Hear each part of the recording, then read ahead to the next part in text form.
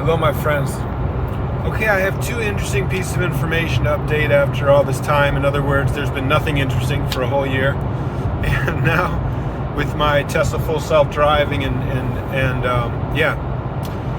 so the two things I wanted to show you, one is how much better this car is with the wheel weight, when you weight your steering wheel and how much weight you need.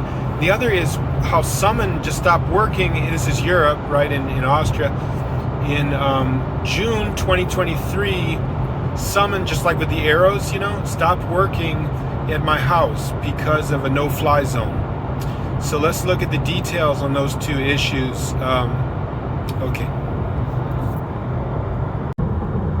Okay, so here's the first thing. We're doing full self-driving, navigate on autopilot. As you can see, we just got out of the tunnel.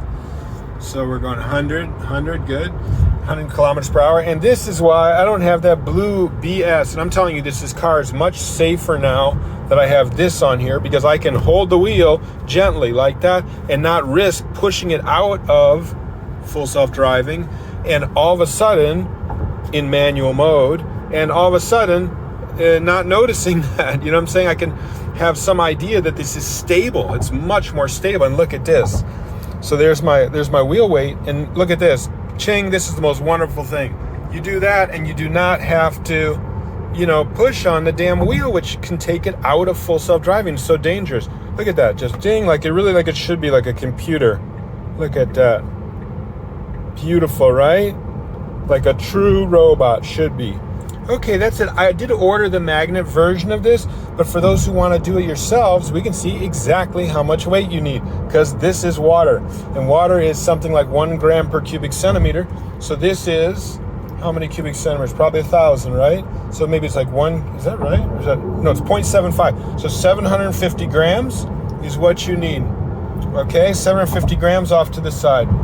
So that's that subject, and I hope you enjoyed that. I'm really enjoying this. It makes the car so much safer. I still put my hand on here, like that, but where I want to put it, like that. Not like always pushing down a little bit. That's just so bad, right?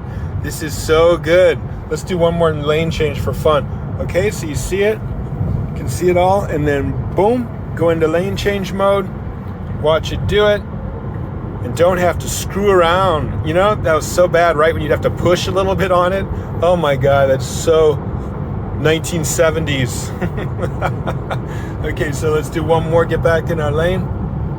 So, chick, chick, chick. And it does such beautiful lane changes. Come on, people. Let's hear it for the Tesla lane changes. It's the perfect arc.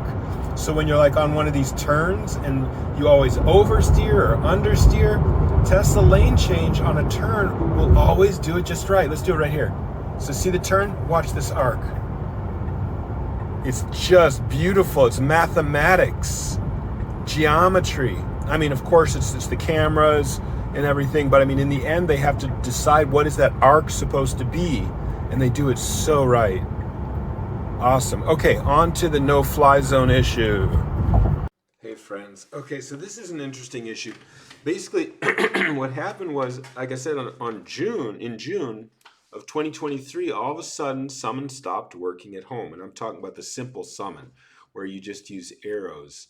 And what ended up, I did troubleshooting, and I ended up understanding that it worked fine in other locations that aren't near my house, and specifically aren't within the 500 meter or so, half-kilometer radius of the local rock stadium, which is like a terrorist threat, right? So vulnerable to terrorism. So basically, because of that, they have a no-fly zone, okay, around it for things like drones.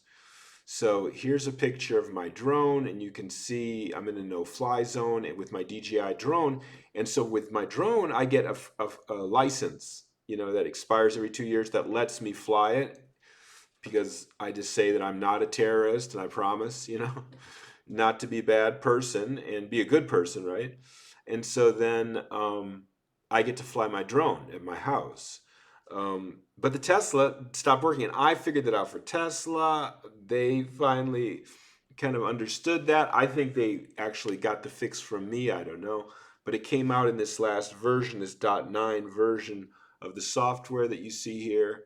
And with that version, someone works again at home. So it was, what are we now, in October? So we're looking at, June. It was a little bit of June, then July, August, September, and much of October. So let's say a full 4 months of no summon. But that's life working in the EU. And let's just mention that the EU is a horrible place for IT. So it's like grandma and grandpa controlling technology, well, specifically internet technology and other technologies. And so they're very good at, as you know, everyone comes to Europe not for the internet. They come for cheese making, and castles are good here. And so preserving old architecture. But when it comes to IT, look at what they did with cookies, right? So I won't talk too much about all this, but let's keep in mind that the EU is doing a horrible job with the what they call Datenschutzverordnung, which is like their, something like privacy, data privacy. There actually is very little data privacy. There is data identity on the internet and database programming and so forth. But this idea of privacy is really going to go the way of the dinosaurs, and they're putting all their chips in privacy. So it's really sad, but true.